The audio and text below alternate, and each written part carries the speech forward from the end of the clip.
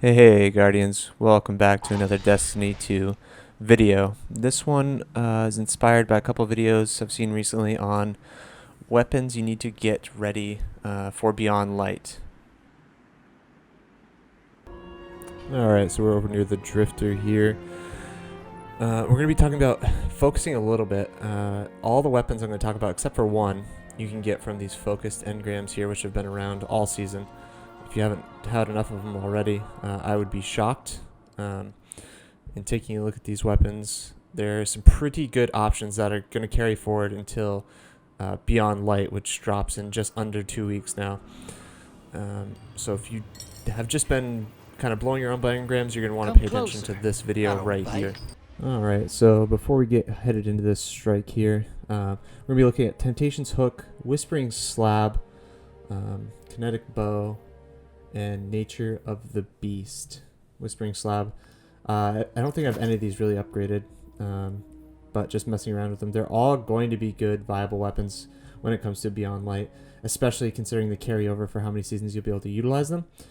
Nature of the Beast here, the hand cannon, which is the only one you can't get from the Umbra engrams that I'm talking about.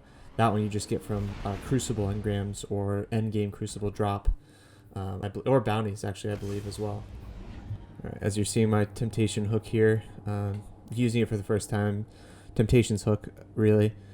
And I believe I have Relentless Strike, yep, and then Vorpal Weapon. Vorpal, of course, doing more damage against enemies and bosses and people in their super, or Guardians in their super, I should say. I think that's the move. You know, a lot of times with swords you'll go with Whirlwind Strike, but just given the way this sword works, I think that's the better option for this weapon.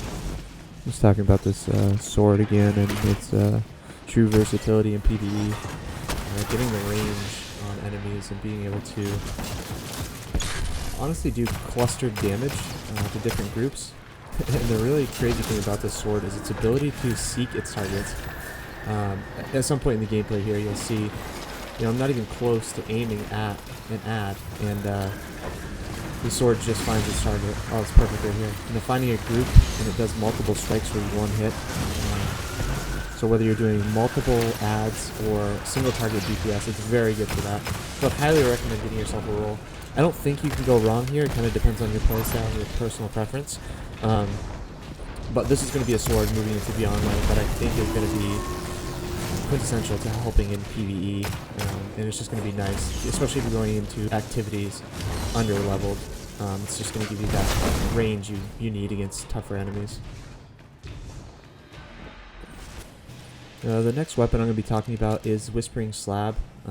Just for starters, it's a kinetic bow, and the reason I chose to review this one as opposed to the Accured Redemption from the raid is just everyone can get their hands on this, no matter how good of a player you are. You can go to the Umbra engram place and focus it to get this.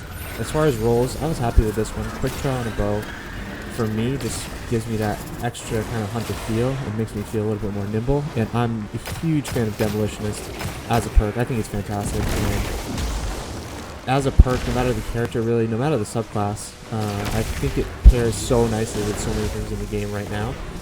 Which is fantastic. And whether you're in PvP or PvE, you can really wreak havoc with this bow.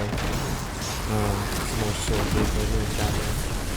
But yeah, make sure to pick yourself up one of these before Beyond Light comes out.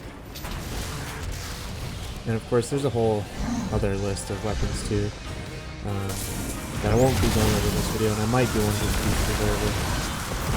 As far as getting into one engrams. But the next one I'm going to talk about here is Nature of the Beast. This has potential really in PvP, not so much in PvE, unless 180 RPM hand cannons are your thing. The rolls are relatively unique on this. Mine is one of the better rolled ones, except for the barrels you can get in the game.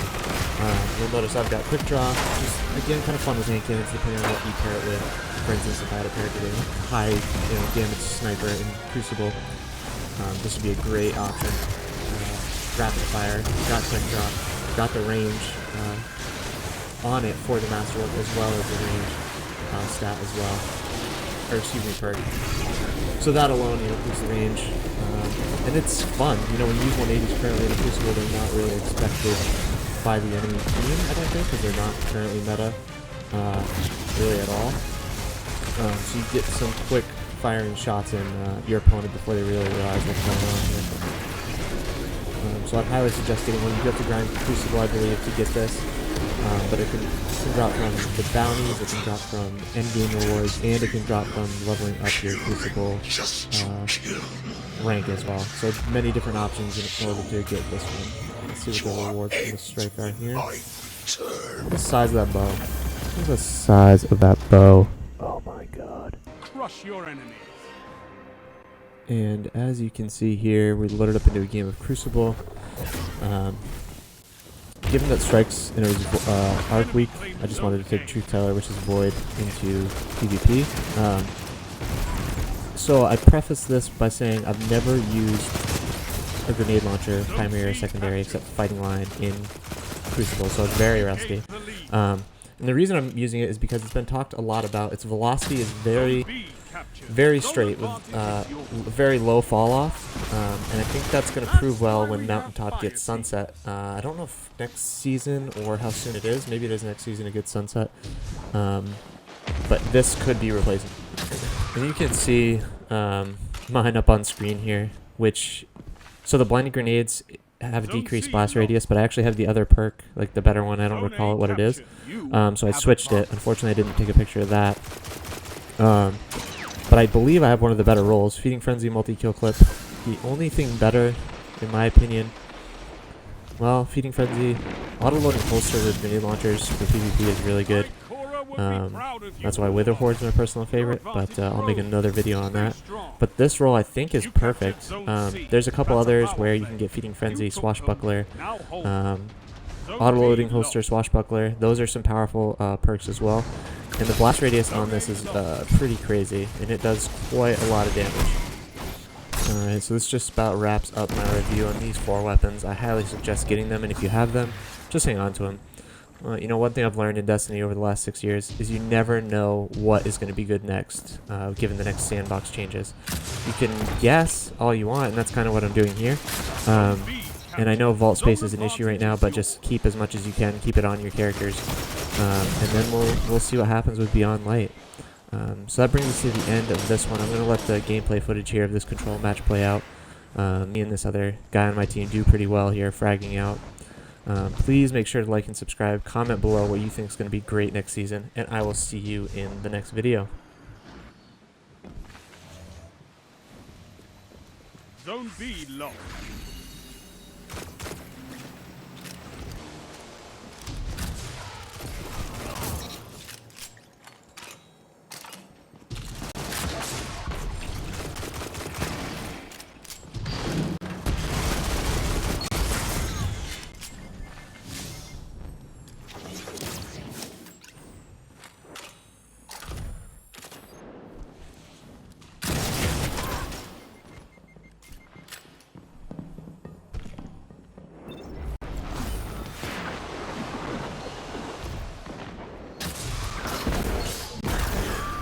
Enemy wants vengeance.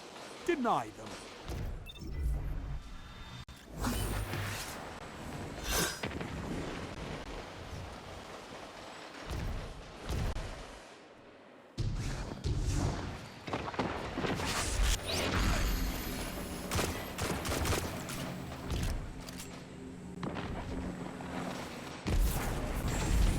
You captured Zone A. You have zone advantage.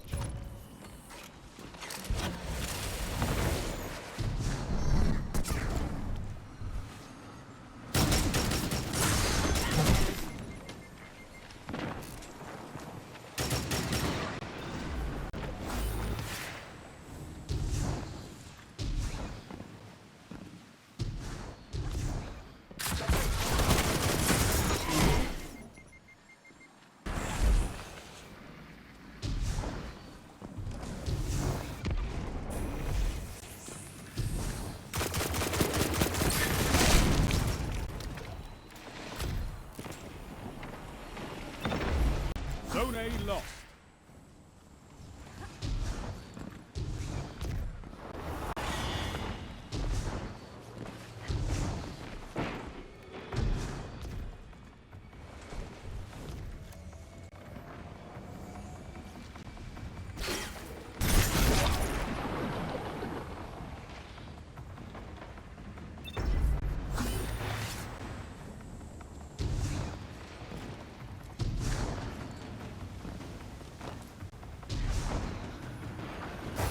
captured. Zone advantage is yours.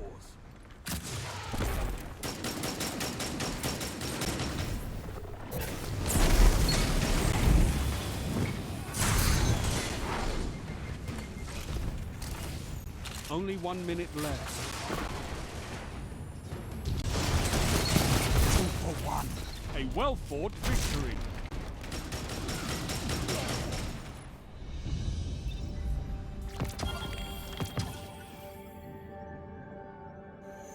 You're a wall around those zones.